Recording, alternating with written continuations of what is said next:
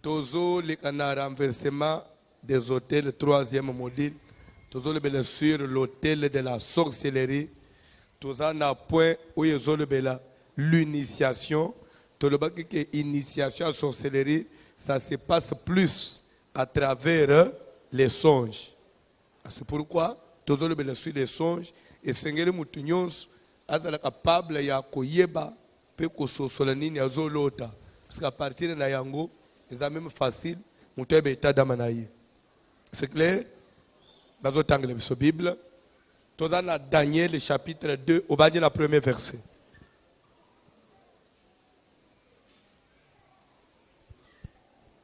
Daniel chapitre 2, à partir du premier verset, nous lisons au nom de Jésus-Christ. La seconde année du règne de Nebuchadnezzar, Nebuchadnezzar eut des songes. Nebuchadnezzar eut quoi? Des songes. La Bible n'a pas commis des songes. Au pluriel singulier. Azwa ki ba ndoto. Alota ki ba ndoto. Yope olota ka ba ndoto. Na tuni yope olota ka ba ndoto. Comment moutou normal, tout appelle chrétien, olota ka ba ndoto te. Olota ka te. Bible aussi mbina maboko wana. Bible ozana una maboko ezolo baboy. Dieu nzambo yo nanga tonjimel. Il parle cependant tantôt d'une manière, tantôt d'une autre. Il parle par des songes. So yo lota ka te. Ya yo nzambo yo njimel. Asolo kana yo te. Parce que Dieu parle par des songes. So ya yo nzambe bosola kana yete. Comment on sambe na nzambo bosola kana yete?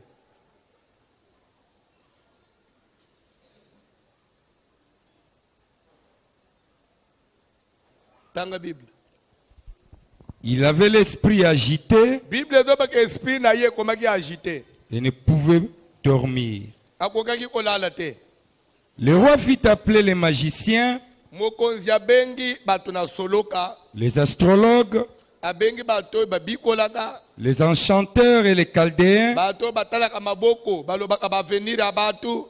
Pour qu'ils lui disent ses songes. Natinete bayebisa ye bandoto ango. Oh, bobebisa sundereni nekendeki wapi? Tanga Bible. Ils vinrent et se présentèrent devant le roi. Ba yepe babimili boso na ye. Le roi leur dit, Mokonzi alobi na bango. j'ai eu un songe. Na loti ndoto bon. Ezaka ebele mais oyere tena plus attention na ye oya jour wan. Abina lota na ngai. Ebele. Mais lelo na loti ndoto. Mon esprit était agité. Na ndoto wana, ce que je retiens, c'est seulement que mon esprit était ndoto où j'étais dans l'agitation. Ndoto où j'étais dans les troubles. Vous comprenez? Donc, je me sentais ndoto vraiment dans la anxiété. OK. Et je voudrais connaître ces songes.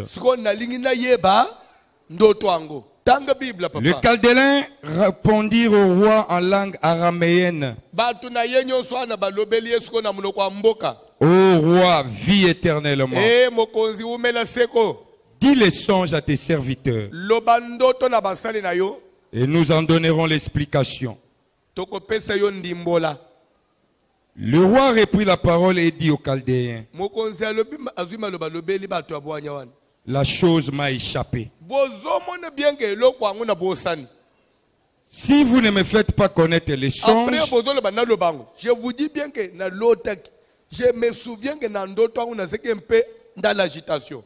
Mais dis-moi nazo mi rappelle ndoto bien te. So boye bisangai bozo bo na lobango.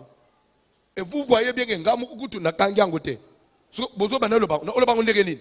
Bulingwa sana nangai mukoza bani otombo. Toke. Si vous ne me faites pas connaître les songes et son explication,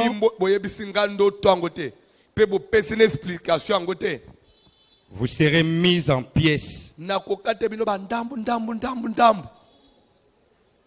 Et vos maisons seront réduites en un tas d'immondices. Mais si vous me dites le songe et son explication, Vous recevrez de moi des dons et des présents nakopesa bino bambongo pe bakado et des grandes honneurs.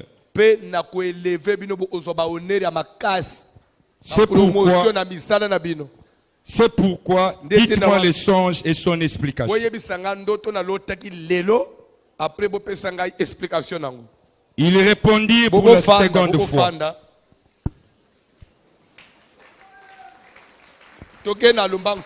Ils répondirent pour la seconde fois.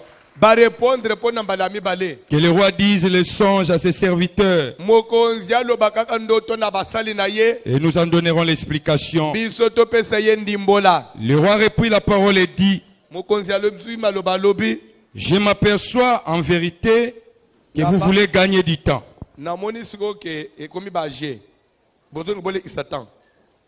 Parce que vous voyez que la chose m'a échappé.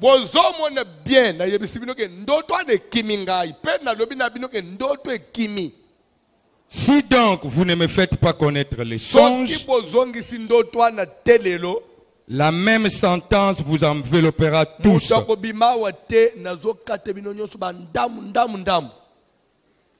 Voulez-vous préparer à me dire des mensonges et des faussetés? En attendant que l'état soit changé,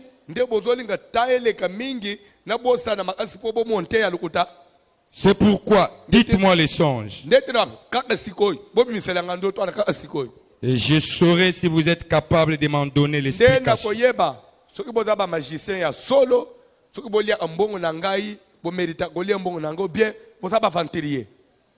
Les Chaldéens répondirent au roi: il n'est personne sur la terre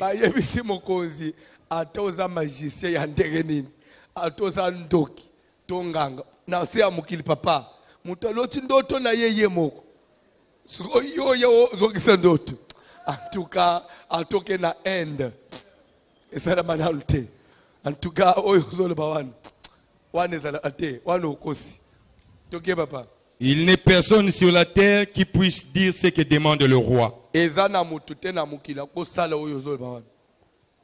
Aussi jamais, roi, quelque grand et puissant qu'il ait été, n'a exigé une pareille chose d'aucun magicien.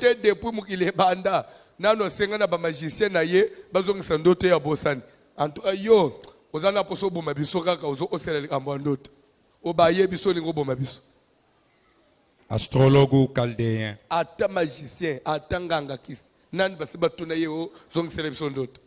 Ce que le roi demande est difficile. Il n'y a personne qui puisse le dire au roi, excepté les dieux dont la demeure n'est pas parmi les hommes.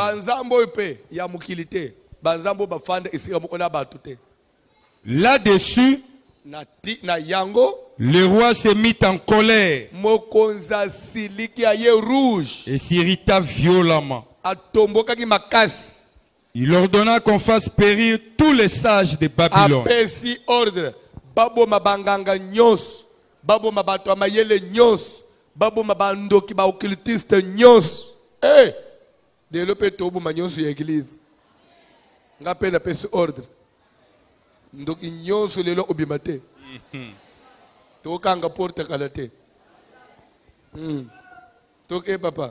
La sentence fut publiée.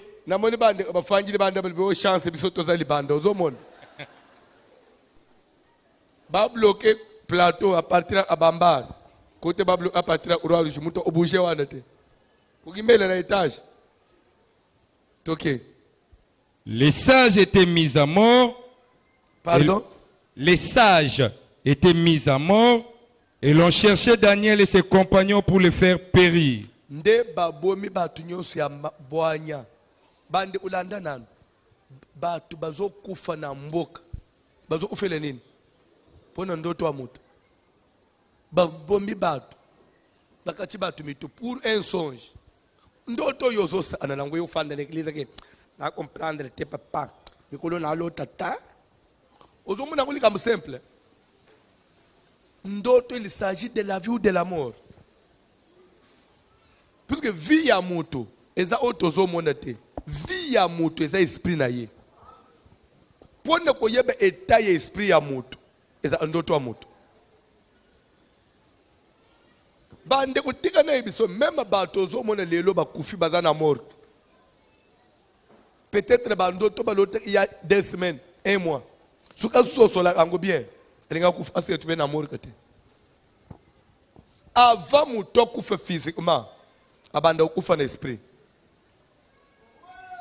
avant moto azala atteint physiquement tout commence par l'esprit mais tellement que les gens ne sont pas enseignés ya ndengo fanjwana bandoto ni jari nini ya bandoto ozozo et s'il faut te considérer bandoto no wana tokoloba ke liboso nini ezozela yo esengo to lipamboli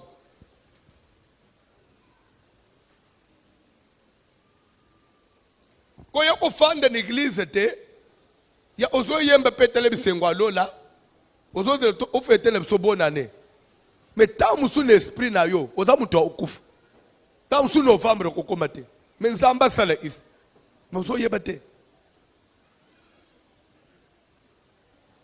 papa wana lobi j'ai eu un songe mais je me souviens imagine zomona akayake na ndoto wana nazala ingaite ezeki ya trouble makasi nazaki ajouté na ndoto wana nazaki na kimia te mais lere na situki na pongi image nyonso esefase eza na bato balotaka ce n'est pas kolotaka te olotaka mais okangaka te olotaka mais okanga soki okangi eza abandamu ndamu des fois yo soki okangi ndoto eza ya tina te des fois tu te rappelles okozala même omoni likambo mo oboye eyelo ne on dit na lotaki mais kusimba ndoto yango mobimba ça n'arrive pas ezalaka na bible catégorie ya bato wana bazalaka okozala ofanja awo des fois peut-être ozolandanga ce n'est pas kolotaka te olotaka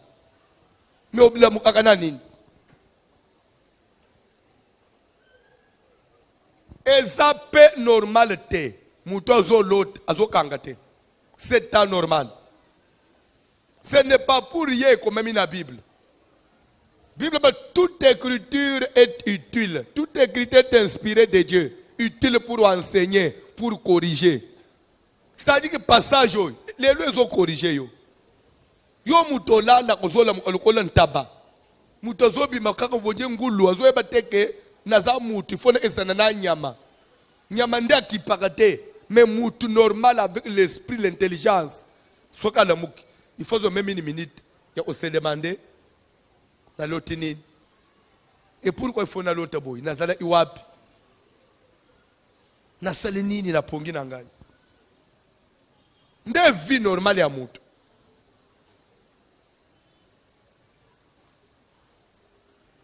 Et surtout azoloba ke ndoto ekimi. Mais moi rappelle muke nazana ngweza ke ndoto ngweza ya kimia te. Nana lota abandoto agitation awo. Nana lota abandoto trouble awo.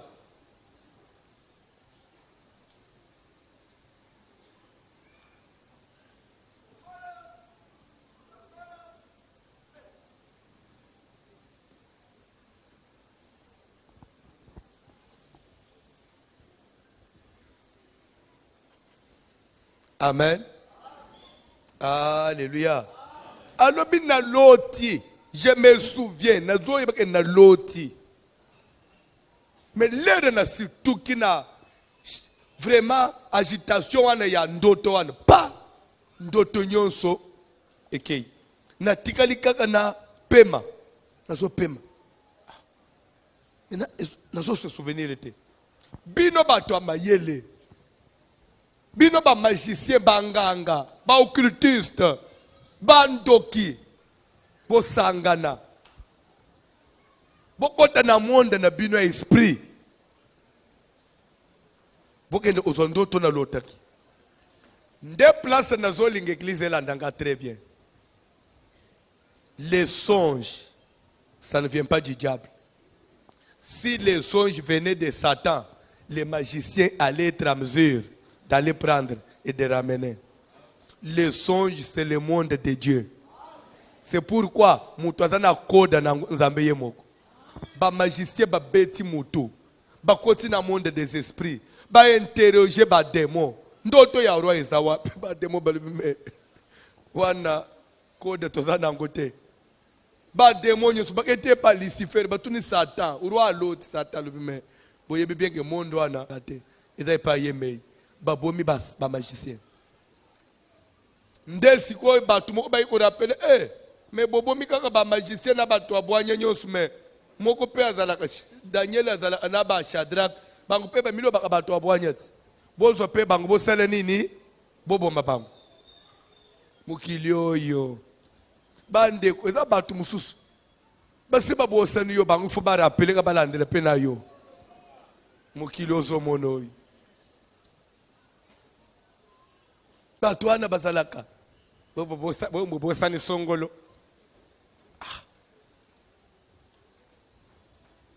Amen. Alléluia. Alléluia. Daniel a fanda kaboye. Koko l'état fungula boy. Ba policier kraka. Yo milo ba muto amayeli, muto abwani. Yak. Wapi Shadrach? Bébé. Tie pas roi. Roi le milo pe bato abwani, bolima bato ensemble.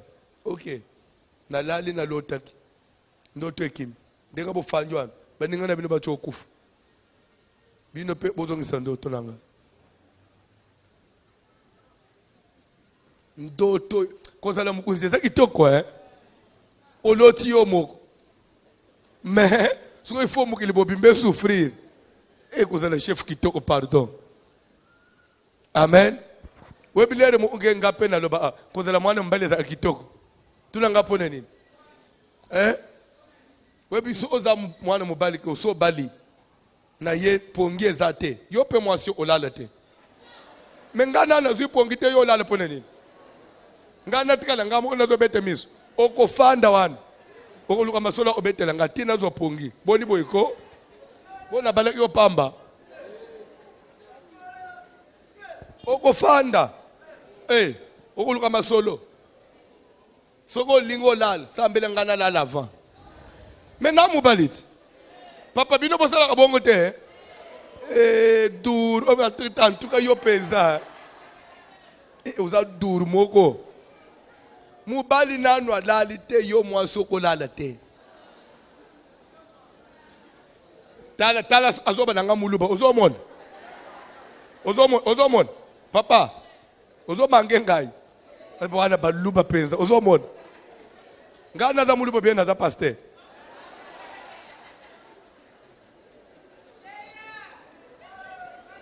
Zamba limbisa. Naza amuluba te naza pasteur.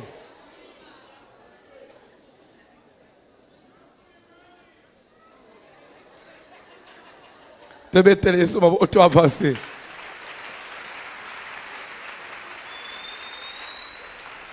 Oyebi. Bon, na ko convoquer ba marié na opesa cour.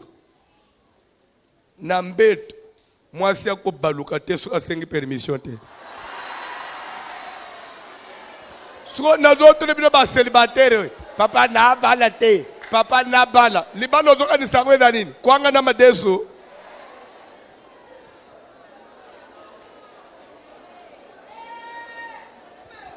Olali oyo ipanzi pasi ozola musanga. Pardon, na ko baluka na diga na baluka boy. Ça va. Merci papa nde o baluka.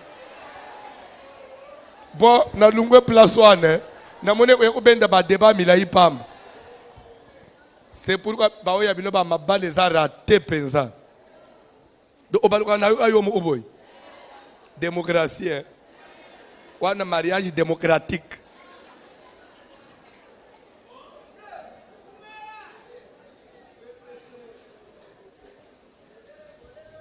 Bino pesa eza abongo te.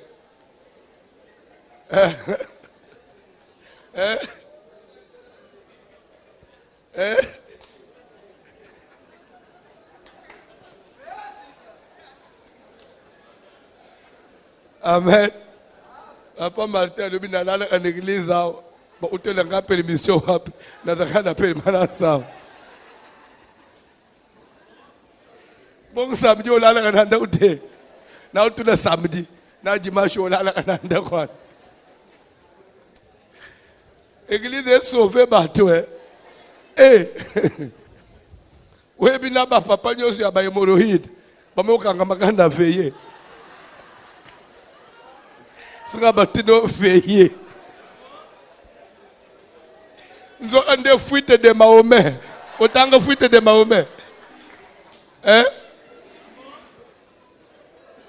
Bon, tu as une place. Tu as une place. Eh, veillez et oumela. Papa Lidor, veillez, faites ça. Les deux assous ya makas. Dembele asima ya veillez. Moi, c'est mes leki. On a trouble nanda kwa upeminan. Ya na mona ba papa musus prière ya poko esi 21 ya za déjà ataba ya kafa papa oye déjà 21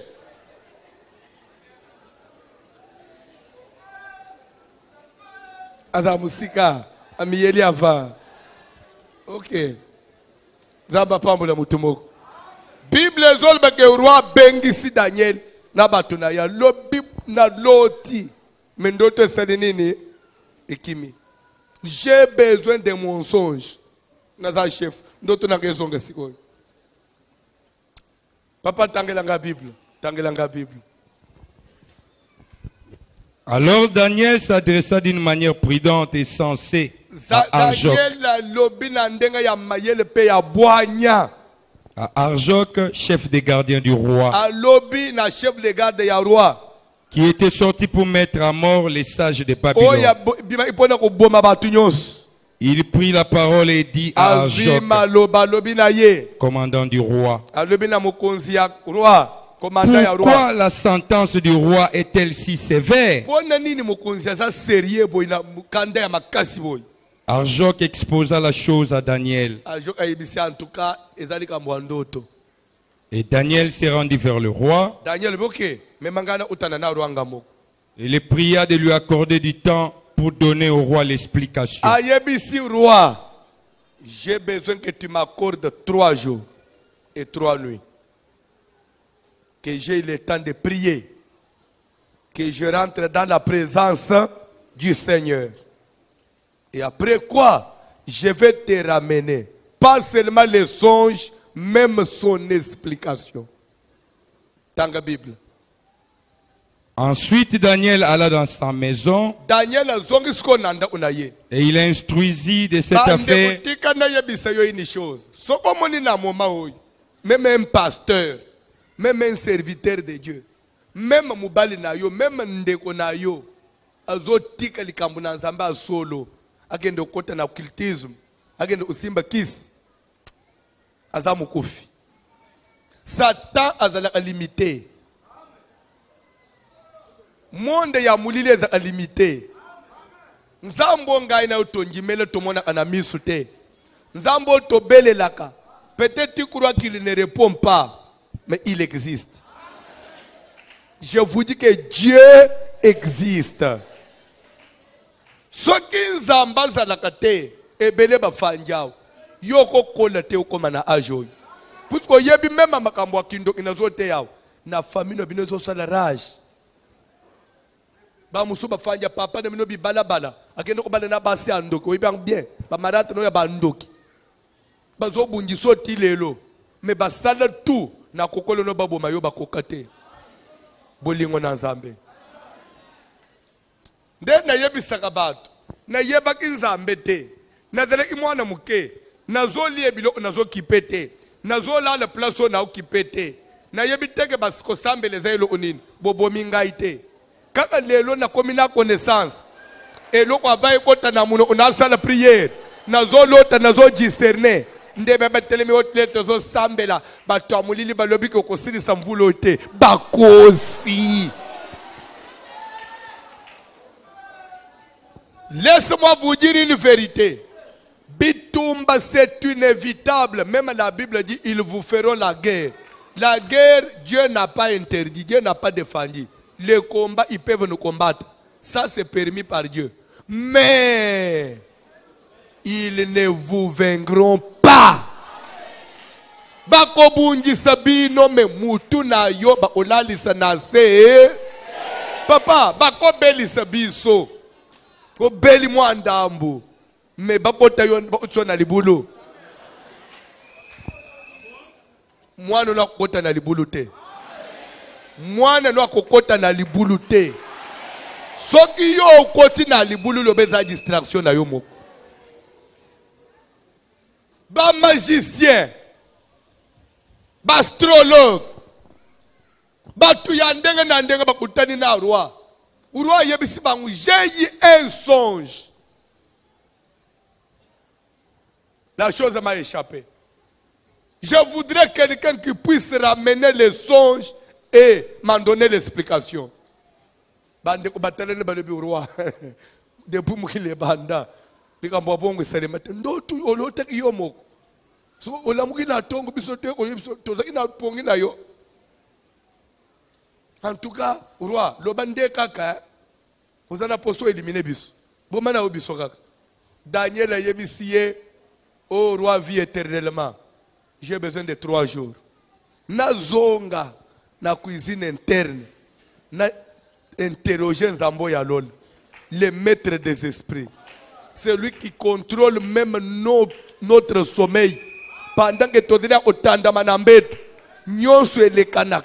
Nzamba na contrôle na yango. Na tout na mutoan. Roi le ok. Comme toi quand même tu as demandé avec précision, je t'accorde les 3 jours. Tangelanga bilo o papa, ndoto. Nani akanga ndoto te ofanjo zolandangai. Mais ozokanga ndoto te pona. Mais pourquoi Nzambe faut l'autre yo mais ekim? Bien aimé, du moment où l'autre et ça échappe, c'est qu'il y a quelque chose. Parce que ndoto zota dans Nzambe. Mais pourquoi il faut y a? Mais après ekim? C'est une force moko derrière. Oui, yozo lingate, yoza le informer l'ikola makambo zo lekana. Muta pesa ndoto za Nzambe. Mais le diable est capable ya koyiba ndoto. Nzamba pesio. Pe kolimu sango. Pone nini posa la vérité. Au pesa bino ba verset. Pour comprendre ce qui se passe dans le monde, il y a langage dans Nzambe. Papa, tozo koba. Matthieu chapitre 13. Bandana Noël. Parabole à semeur. C'est le 40e verset. Il se commence par le premier verset. Vérifiez un peu rapidement. Matthieu 13.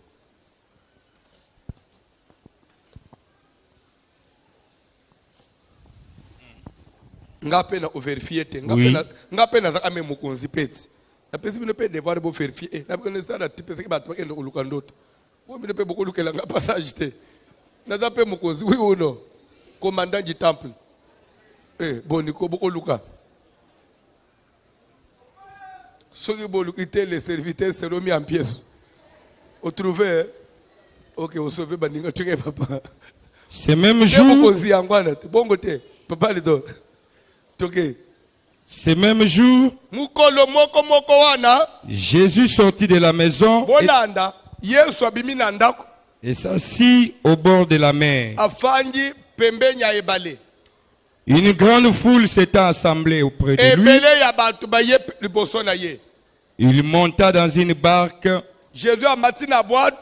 et il s'assit. Toute la foule se tenait sur le rivage. Il leur parla en parabole sur beaucoup de choses.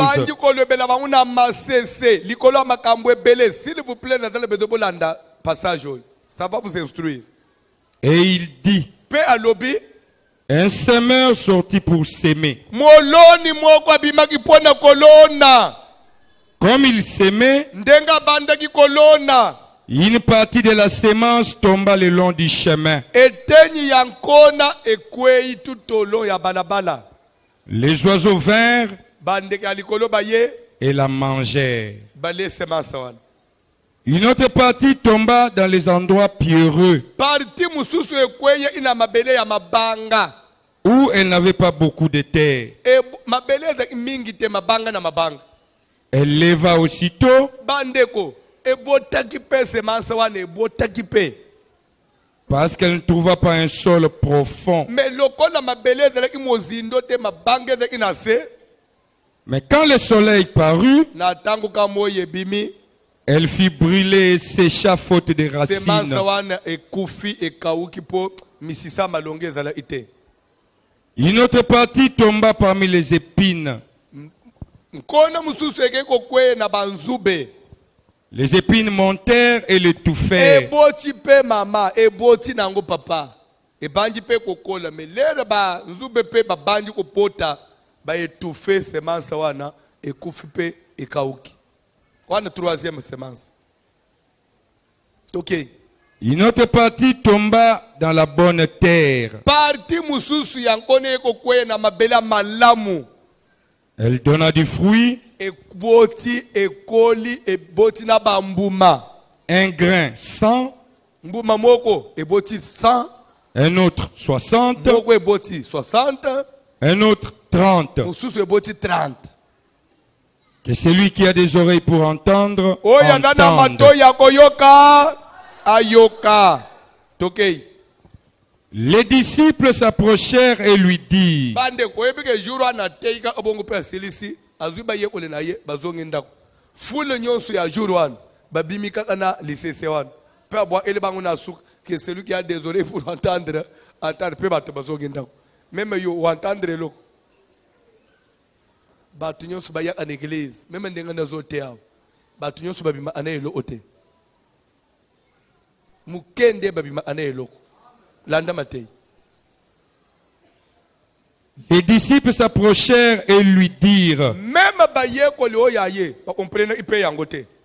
Ba poussa disiko na ndenga ya en particulier batuniye. pourquoi leur parles-tu en parabole? Landa s'il vous plaît, ce passage est très riche. Ça va vous aider. Baye olisiko bazo tunaye. Pourquoi kolobela batuna masese? Qui dit masese dit quoi? Langage moko voilé. Langage au batu ba sosolate. Pourquoi ozo lakisa batu elo mais ozo permettre te basalanine ba sosolate. Pourquoi olotaka bandoto mais o sosolate? Parce que bite ezala nini?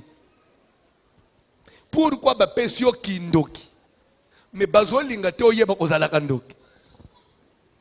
Ba bazo bana kole isangulo ola bandoto. Objectif ezala nini? Parce que bapesi mutu kindoki après mutu asalaka ke sorcellerie ezala inconsciente eza anzambe te. Eza bato bapesi sorcellerie. Nde bazo kanga usko elamba mwindo na miso. Ba makambo ozomona oyeba ate eza sorcellerie. Ou soit des fois suko moni makambo les deux stuka na pongi ba effacer carte. Suko Yesu pe alobeli bato alobi me olia fungolela bato ba comprendre le langage akodango. Baye ole batuni yebe se biso but nini muto kolobela muto mais après accordé but nini susini na sakanango. Vous me suivez bien? Ndiye bolanda bien te. Tanga Bible. Jésus leur Maman moka répondit, yebisangaza en Atlanta, aux États-Unis. Je crois que bazanda abiso mingi en direct. Ebisanga sokolo bi bolanda bien te. C'est que banjimino yakale milemende balanda bien te biso libando tolanda bien. To répondre abiso tolanda bien. Banguta musupo ba omona yo, ba mesana na yo. Ba yeba valera makambo zo le bate. Biso libando to papa tolanda bien. Ba oba fanjwana ne balanda bien te. Tokei. Jésus leur répondit, Jésus doit répondre pourquoi ma cessé de la kanamukili. Tokei. parce qu'il vous a été donné de connaître le mystère du royaume des cieux. Bino ba oyo tozolo bela na polele. C'est une grâce. Et pesemele bino pa na nzambe bo soso la mabomba mi ya makambo ya likolo. Et que cela ne leur a pas été Mais ba donné, mususu wana bazo grâce wana ya oyeba te. car Poete on donnera à celui qui a, bakopesa na oya sana yango et il sera dans l'abondance. kokoma nango ebele. Mais à celui qui n'a pas, Oya zana eloko te on notera même ce qu'il a. bakobotola na muki azana. C'est pourquoi Ndeti na wapi Je leur parle en parabole. nde nazolobela bango na masese tokei papa Parce qu'en voyant, ils ne voient point. mpona kotala bazomona te Et qu'en entendant, ils n'entendent ni ne comprennent. na koyoka bakomprendre te. Et pour eux s'accomplit cette prophétie d'Ésaïe. Alléluia. C'est ça la réponse. Pourvu que likolo na bango prophétie Esaïe apesa esala nini ekokisama. Esaïe apesa prophétie nini papa Didi tanga Bible. Vous entendrez de vos oreilles Bokoyoka makambo ebele na matoi na bino et vous ne comprendrez point. mais esprit na bino ekososola te. Vous regarderez de vos yeux Bokotala makambo na miso et vous ne verrez point. mais bokomona eloko te. Car le cœur de ce peuple est devenu Wete insensible. mitema ya bato ekomi ekenze. Ils ont endurci leurs oreilles Bakomisi matoi na bango mangongi. et ils ont fermé leurs yeux. Pe bakangi miso na bango. De peur qu'ils ne voient de leurs yeux Na kobange te baya komona na miso. et qu'ils n'entendent de leurs Na oreilles, kobange te baya koyoka na matoi. qu'ils ne comprennent de leur cœur, Na kobange te soki bamoni pe basosoli mitema na bango ekoya kolemba. qu'ils ne se convertissent et que je les Bakoya guérisse. kotubela masumu pe bakobika. Vous comprenez la réponse? Ça veut dire quoi? Soki bapesi mutu kindoki. Et que bakutike motema no eza facile ya kotubela bakovoile yango. De peur que soko yebi ke za kindoki okokende kotubela pe soko tubeli okoluka délivrance okosala nini okobika. Pour éviter obika, mieux vaut bagarder yo na ndenga wana ozoyeba makambo ezolekana te.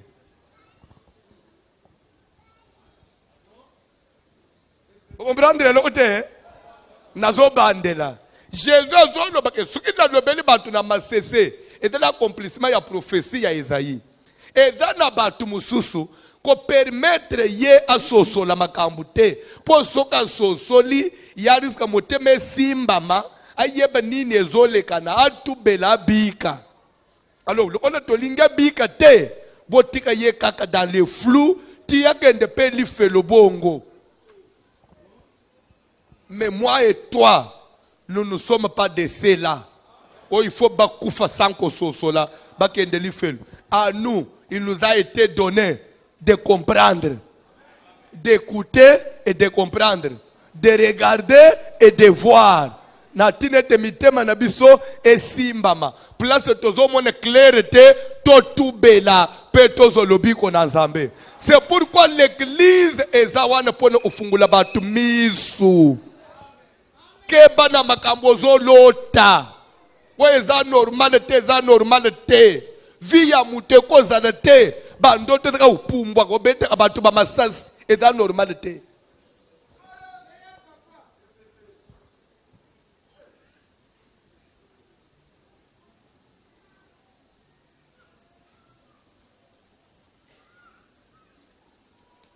Mama moko zoye bisangai.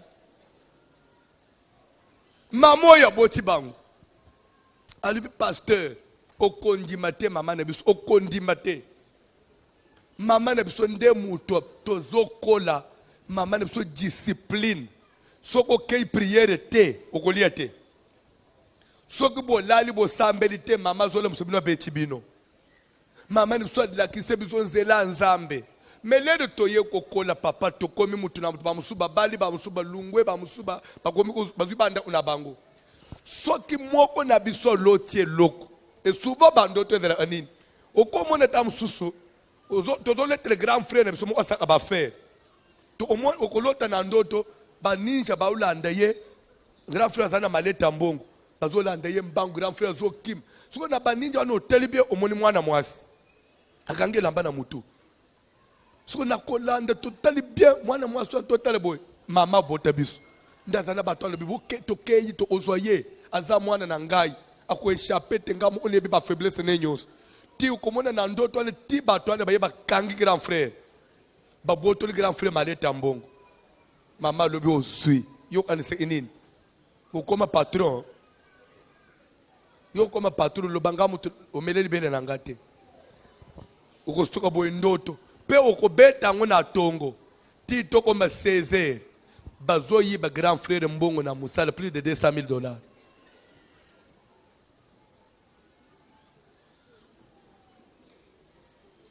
tokomona siko toye totuni mama. Mama pourquoi soki likambo mabe, il faut tolota yo nakati.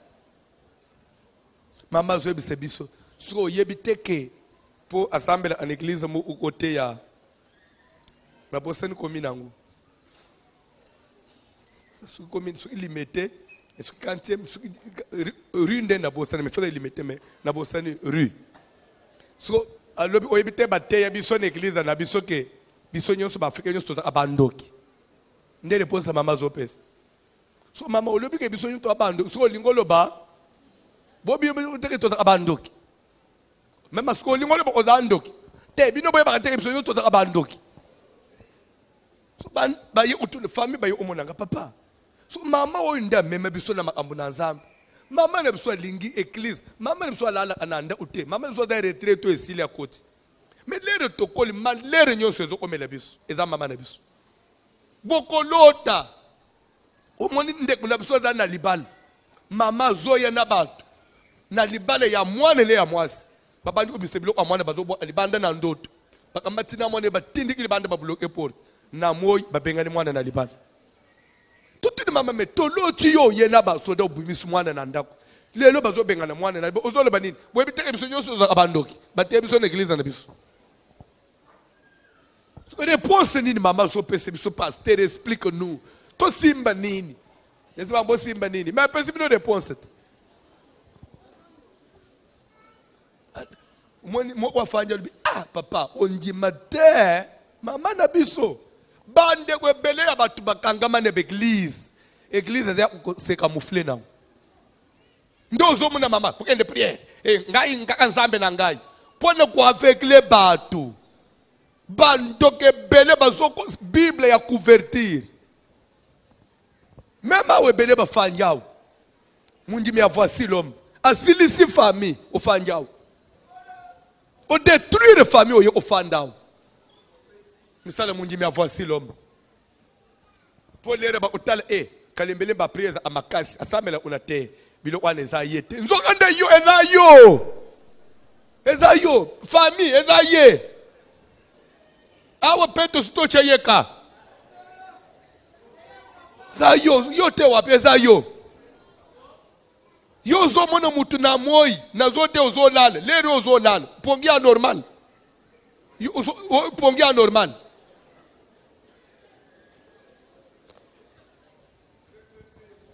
Ozo lala. Ndeko ozo lala na moi. To bande veye yo nyimba kakaka. Pasteur ete yo nyimba. Prière yangu ya malongo balo ya kalembele balo. Yo na prière malongo ya kalembele. Na buti suki tozo sambe. Oza unjile mutu ausale kinzonzi ya bakongo. Nde ba prière na famille da assemble ana seka kuna ba prière da makasi. Ye penza zanga kate. Ba ya kotala yo. Ndoki ya ko bomba ma.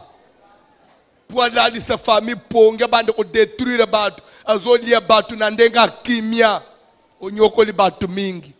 Tika na musalonza ambo yanga tumba yo. Abwaka yo libanda. Zo nyoko la nabande kuna yo propre. Misala kindo itina na ngunini. Pourquoi ko nyoko la batu? Oye l'église. Pourquoi ne pas kotubela? Na matenyo sutozote yao. Bando to yo lote keza normal. Pourquoi ozo lote biloko compliqué ozo la mukezo kimayo?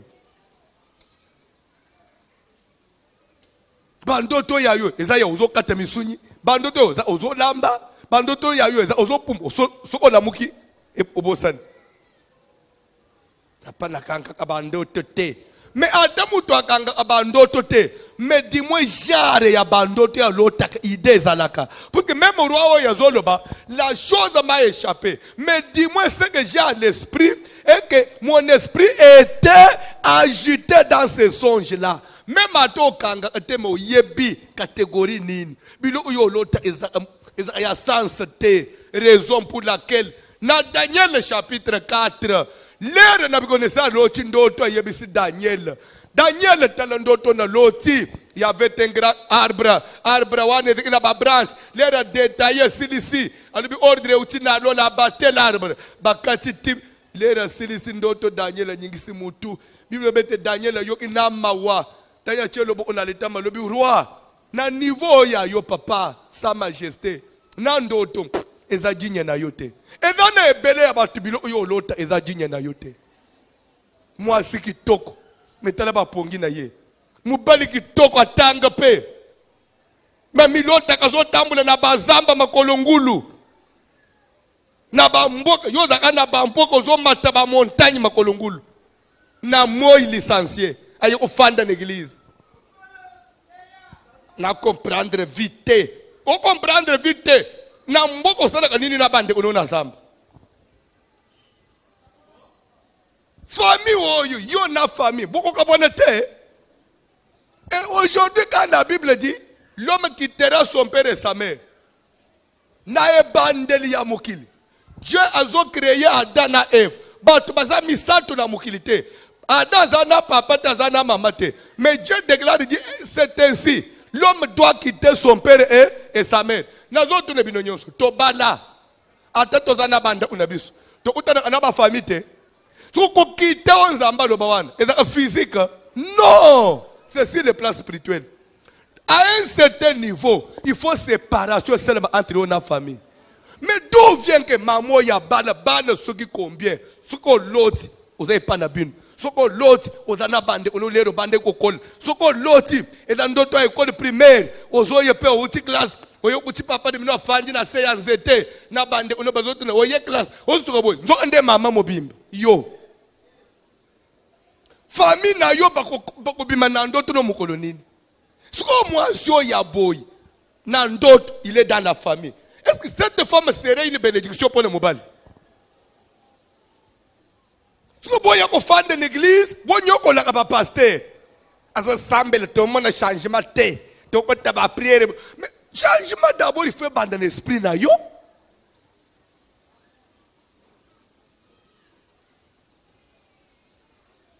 niveau na yo. Ozo kutana na batu minene. Otambula ababisika ya valer. Ndoto kaka na village. Kaka na village mon frère. C'est sa vie normale.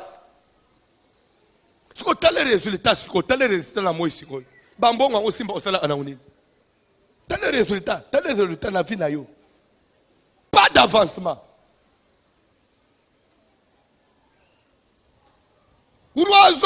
Mon esprit est agité. Aidez-moi. Les choses que je rêve, Zamba mono papa. Les choses que je vois, elles ont sala, elles ont digné nangai uruate. Batu nyosu ya mayele basangana, ba ede ngai. Nazana besoin na yeba. Na lotaka nini. Et pas seulement boye bisanga makambu na lotaka. Bo pesela ngai yango explication. Il faut na yeba vi na ngai explication. Nathalie Sadio bien-aimé dans le Seigneur. Vi yango yango yezo simbate. Mais ngai na yosu itolal. Il faut to l'autre ozana ka tia sel examen. Pe examen ngo eza ya minute ya kotanga. Ozana papier. Na papier ozana elo na mutu te. Okomi ko lenga nzambe na ngai na kokoma nini? Ba ko la masse. Le temps ozolingo bande okoma pa. Bazo la masse papier. Oloti bilo kwa na mingi. Nazotu na yo tozo ake preuve examen eza épreuve oui ou non. Du moment siko mutu ozo sala examen ozo zongisa papier eloko ya malongo comité elingi koloba nini signification nango elingi koloba vi na yo na se na moi okozala exposé na ba makambo moko ya makasi auquel tu n'auras pas de solution, tu n'auras pas de réponse. Nde baku ozo utana nango eza na age na yo te makambo utana eza ya age na yo te ozo de ba niveau ba makambo ozo mituna mena sel na mo ilenini. Ndeba examen yolota anabutoan. Jusqu'à quand tu seras soumis aux examens? Même classe totanga ko eza na période de classe pesala anini. Et si laka ya yo classe ya pongi oy ba examen ba question ya makasi et eza nini? Nde omona personne ka ya ibisi pasteur msuke na lotito sala examen o pasteur c'est examen lingo continuer classe na ajoy. Il y a diplôme aux années où il y a une continue classe. N'a pas pasteur dans le pays. Tu peux pas baby si tu peux pas pasteur. Est-ce que tu n'as pas ça battu? N'a pas le bas. Papa pardonnez-moi, mon on est au boca. N'a autres battu nous bazo autant d'intercession. Il faut que vous allez avoir un pasteur.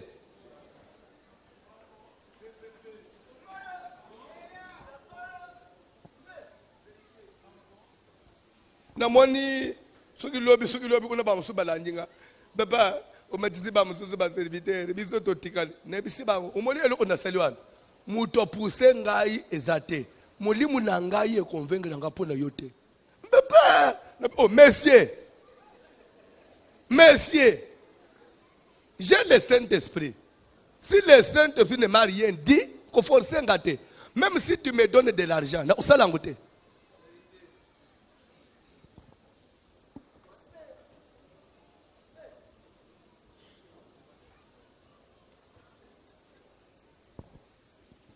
Donc il faut batunyo ba matana chere batei. Ya uzo mikro yango ya omata. Ya uzo ba mata.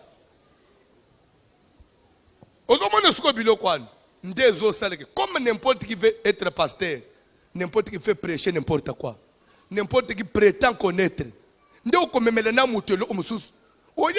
ne suis pas capable de vous une explication. Je connais pas aux pasteur. Papa na l'autre, na mobile na ban, c'est que les balles ne sont pas oya biso kozana mari de nu ya munene ya jeya zobotso na abantu bili bano za musumusika te nde yo pe ofanye na église ibana nangeza asumusika te mwasi ya buto babana yo na buto bazobotso bana azozele bali asumusika te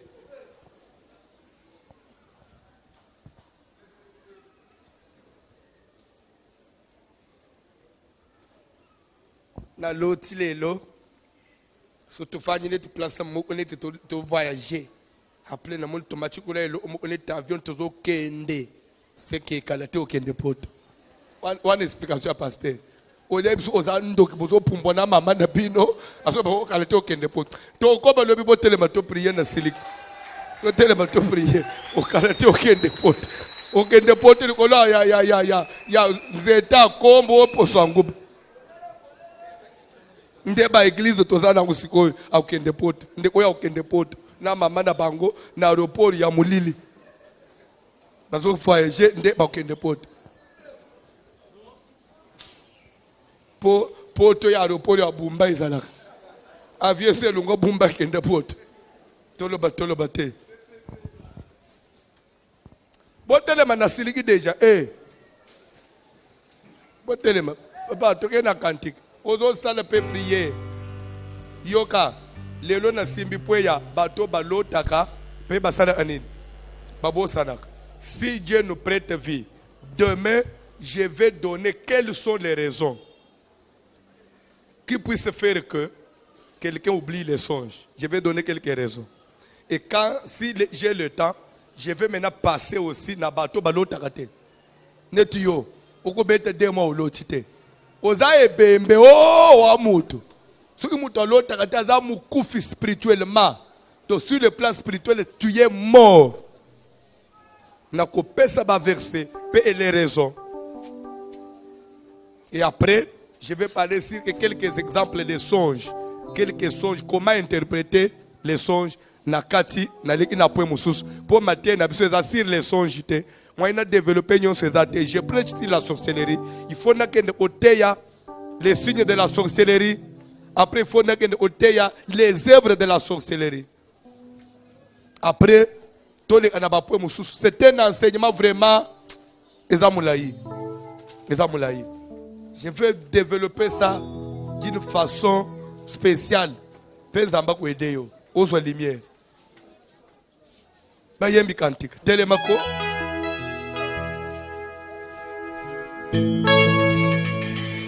Jésus, alléluia. Alléluia. Oh Yahweh, Yahweh Salah, Yahweh Salah l'olegena. Une question. Pasteur, est-ce un sorcier peut-il recevoir le Saint-Esprit?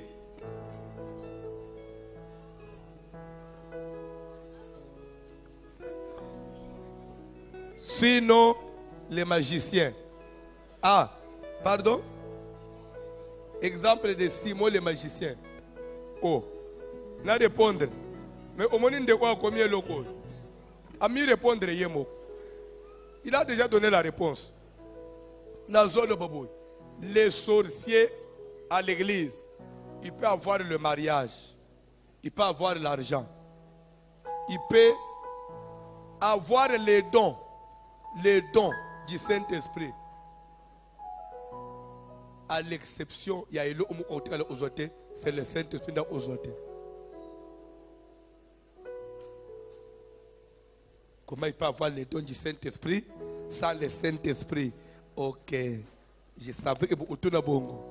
Je répète, les sorciers peuvent avoir un don du Saint-Esprit, mais le Saint-Esprit au grand jamais, il ne peut pas le recevoir.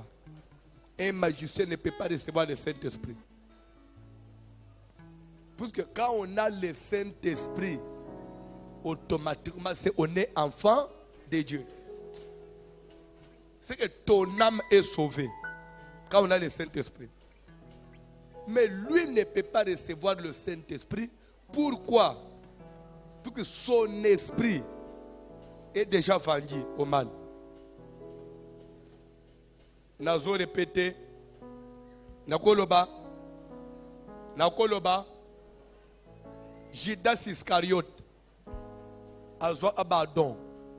Comment azo adon du Saint-Esprit? Judas Iscariote et Jésus le bac. Tout pouvoir m'a été donné dans les cieux et sur la terre. Comme le Père m'a envoyé, moi aussi je vous envoie. Allez, guérissez les malades, purifiez les lépreux, ressuscitez les morts. Bakeina, y compris Judas. Même les démons nous ont été soumis en ton nom. Ça c'est le don, oui ou non? Il a chassé les démons et les démons avaient obéi. Mais quant au Saint-Esprit, parce que peut-être vous allez confondre les jours où Jésus, un jour, il avait fait sur ses disciples, recevoir le Saint-Esprit. Ce n'était pas le Saint-Esprit.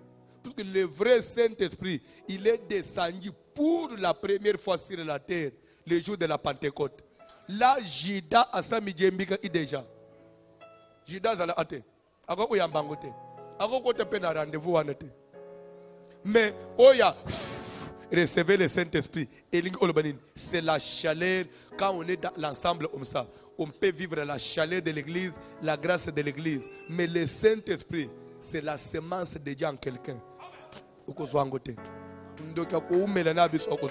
C'est ce qui fait que ce qu'on a dit les œuvres d'un sorcier, donc à comme serviteur, à matité comme pasteur, à ba œuvre mo ayabana nanzambete. So azana songi songite atuta se abatumitu.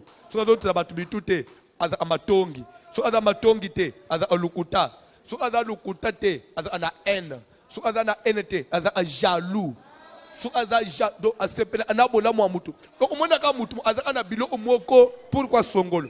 Pourquoi yazabo? Il faut benda kabino mibale abwa imo elo omoko. Bokamatani ya zongisim. Asali neta za innocent. Biloko aneza amisala muli musantu te. Tokotanga les œuvres de la sorcellerie.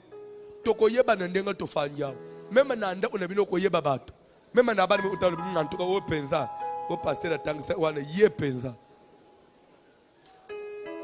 Simon le magicien a soit qui baptême d'eau, mais les babandi au semble le pose au Saint-Esprit et qui t'a il colonnaïté.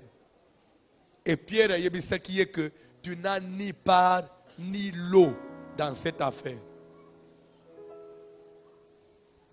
À moins que Sambelanzambe, s'il peut te pardonner, au bon la motem, c'est à l'eau yamba Saint-Esprit.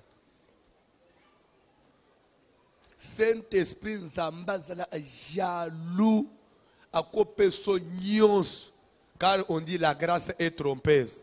Les dons du Saint-Esprit veut dire quoi? Pour avoir un don du Saint-Esprit, ça ne veut pas dire qu'il faut avoir le Saint-Esprit. Non, pour avoir un don du Saint-Esprit, il faut être là où le Saint-Esprit agit. Il y a des gens qui ramassent les dons dans cette église, dans l'ACK. Tout simplement parce que le Saint-Esprit agit dans l'ACK, tu peux aussi arracher un don. Mais tu n'as pas le Saint-Esprit. Si tout le monde avait le Saint-Esprit, aux hommes prophètes, à prophétiser, à silisa lungwe kakawana, au kucha zome la masang. Le Saint-Esprit.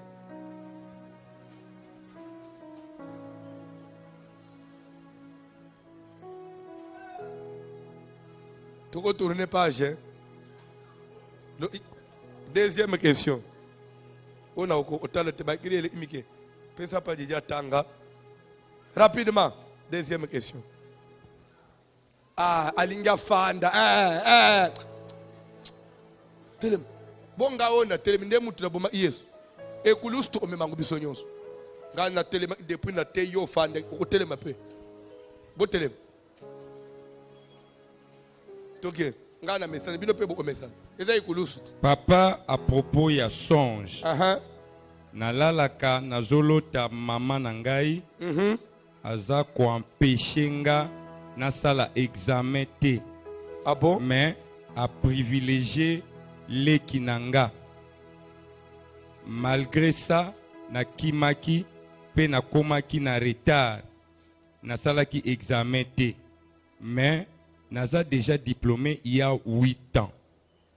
Et lingi olobanin na matin na te in approfondissement mardi bandeko balande inde bakoyeb na sur les 3 formes de la condamnation d'une façon particulière. Vous allez vous rappeler ce qui était à l'approfondissement. À part les prisons générales, j'avais parlé des prisons particulières ou des prisons individuelles. Et j'avais parlé sur les 3 formes de la condamnation. La première forme, j'avais dit, c'était laquelle quelqu'un peut être condamné à partir de l'étoile. Bandeko Bazaki mardi. Oui ou non? Oui. Et deuxième forme, j'avais dit, c'était quoi? Quelqu'un peut être sacrifié dans sa famille. Boza est belé, mais va cibler kakayo. Yonde va sacrifier. Exemple, il y a Joseph. Bitumba Joseph a vécu dans la famille naye. Et quand il bande, on est conseillé kakaye moko. Bitumba Rachel a vécu et pas na bang. Et quand il bande, on est et que bitumba ya Rachel ye moko. Pourquoi? Parce que papa de yebo umutoa a sacrifié. Nandenga famille, bako ciblé yo. Les ici yo batumsu ba réussir mais yo fouté la bango nyongo maman oyo zo sala garçon boy c'est que maman ciblé yo maman a sacrifié nde yo atiki bande ono mususu bazala libre yo nda tek yo na butu. C'est pourquoi mon ami na famille bobotami ebele bande onyosu bazwa mbongo sampo bande babana babota bande onyosu bazwa mabana baluka mabana na genete et comme na tour na yo il faut le bala na alembele. Mais bali uno babala sans problème. Ça dit que yonde ya yonde basali sacrifice. Et dans ces cas-là, si tu n'es pas fort pour te défendre, il est sans trace. Keba. Ba faire bali ici na il va pambate. Nde réponse en d'autres. Ozo sale prière. Nazana bezo sale prière. Mutu nyonso kotaka na bandoto na ngai a manipula esprit na ngai a lesaka ngai a bimisaka ngai a utilisaka ngai a touchaka ngai na kombo na Yesu Kristo Seigneur moto na Nzambe pela moto na Nzambe kuta au nom puissant de Jésus au nom de Jésus moto na zotelemela nyonso ya monde atene ya bandoto ya koliesa ya kwangutela ya manipulation nazobele kopamba nazobele na moto nazobele na moto nazobele na moto moto na Nzambe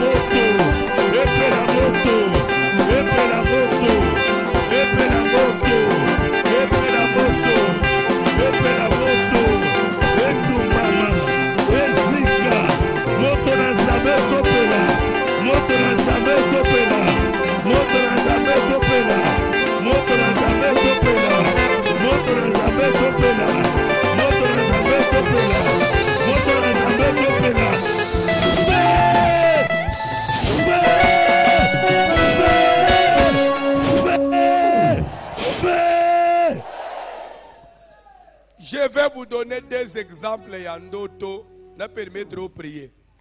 Yaliboso, j'avais un collègue ndeko ana mbongo. Bandeko, je me souviens lorsque en 1996 les Brazzavilloises disent en 96 aux Hollandais, quelqu'un avait $60,000 dans sa maison en 96. Je me souviens à l'époque là, à Barumbu, une parcelle coûtait $4,000. $4,000. Nayebi. Nazamwana Barumbu. $4,000 na banewan. Na pango zo mona. Soko sumbil pango munene ya share. It's about $8,000, $7,000. Amen. Puisque na le pango na somba na kindu. Na somba ngusuki na 2,000 combien? Na somba on a $9,000. Pour dire que biloko ye utana na ba primo dérisoire. Dérisoire. Maintenant le monsieur avait dans sa maison 60,000 espèces. Azo tambula na mutu. Mais à quoi y a une église? Toye une église au monde maman mo ya bengi pasteur François. Mon papa na biswana. Na l'hôtelier na butu. Tozo ya kotala ye to omie pa na ye. Tokuti bazola sebiso pa na ye ezana libongo. Na libongo baramoto. Siko pembeni ya libongo ya fleuve. Siko nda ya mwa bash. Nde ye place afanji. Tozo otaboto utie place wana ona oma ofanda. Bandoto bazolo tele mutu ambongo. Soko obengi yebise talendo to tele wana ngate. Soko sa wana ngate sila démarrer mutu kaseli nini? Okay. Mutu zote siko eloko aza wana ngate. Bandeko. Balotele bandoto amabete elega mingi te. Landa Mateo. Jour baye ko yimilia ndeko wana. Tozana église un dimanche ngana zotei nzo ande ba soda ba seba kota in église ba yela inde kwana lero na ba beseres le temps kaka na zo pesa communiquer so policier mo FCA en civil hein? S'il vous plaît papa bazo ko libanda ye pa bimi libanda alisiba le azo bima ba collier ba fongoli coffre ya voiture wana bandimi nyoso bazotal bakotisi patron na offre asima ba bloquer na clé bagene bakebo anakasho balandelo nyo lelo na zolo bawo mutu azame mananda ute ti lelo banyo balanda babotola tout lero siko bishop to komi ofanda papa ndi olotelo bande ko bandoto abiente omoni ndoto ya kozala na nda upembenya fleur vi ozo monoi sakana na bafinga yo supporter mendoto eza amunduki ya mi balé deuxième exemple na si satole na prière na 2006 tokenda kana ba évêque na Afrique du Sud eza akore pa ya Afrique du Sud convention directeur pa na Afrique du Sud première kore pa na Afrique du Sud na Jobour jour ngai na tei tema na ngai sous tema na ngai e cadre ina fungula ki parenthèse ya bandoto lere na CDC nda usiko place ba loge ibisu lero to komina poko to fandi na ba sokina mama pasteur bakolonda o bayamba ibiso mubali akenda Afrique du Sud sokina 13 ans akoleli kun mwasi akenda sokina 5 ans soko bakoleli kuna batangi kuna babali kuna donc mindele simat soko bofanya na sesa aye moko ya chimuninga bisu na elong moko ya chimuninga digi balanda ni mbako chéri soko talaka biso soko ba villageois biloko n'est pas nangando binde nini yangu kucha bato chéri lero omone ba memani boy nabi baninga landa nalo za boy makamabe na ukata na kachangu asi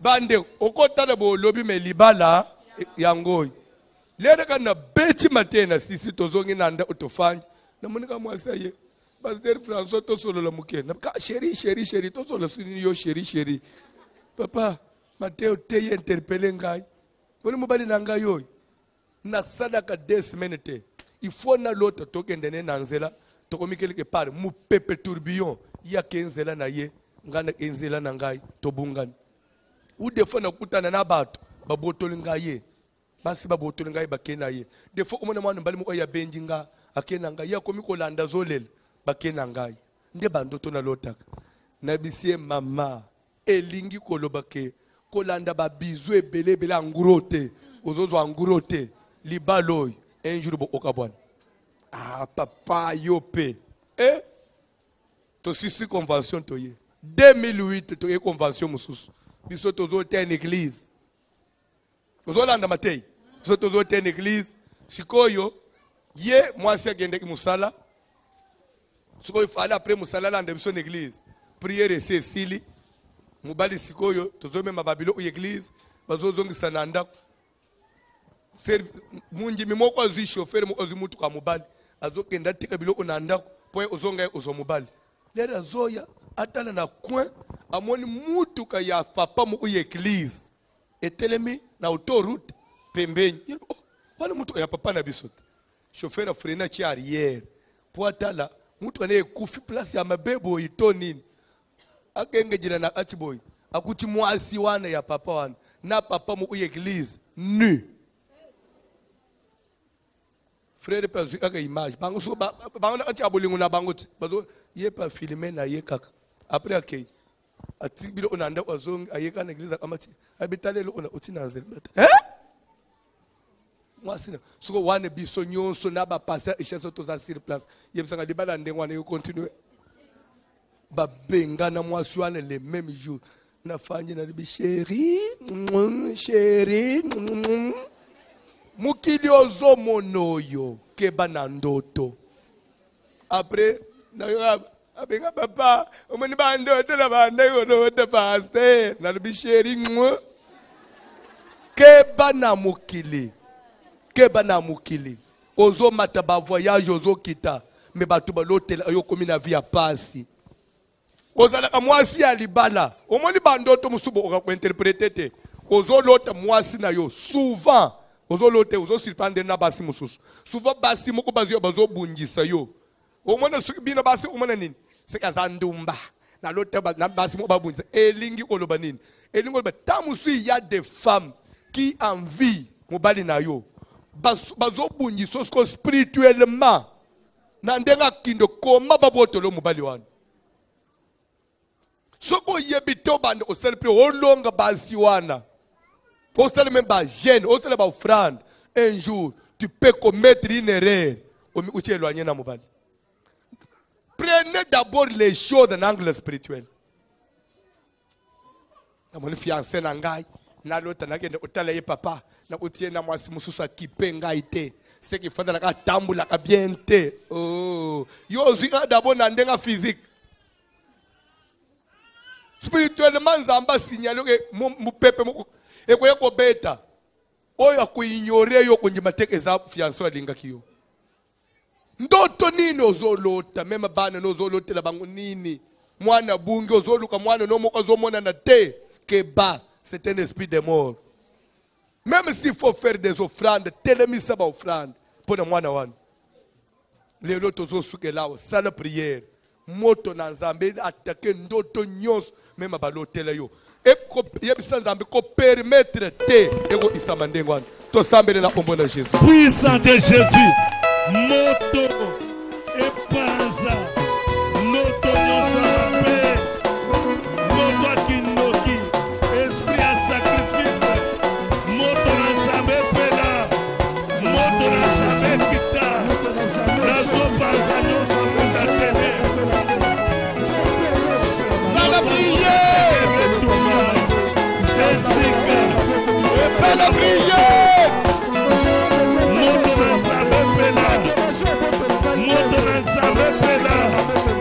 au nom de Jésus au nom de Jésus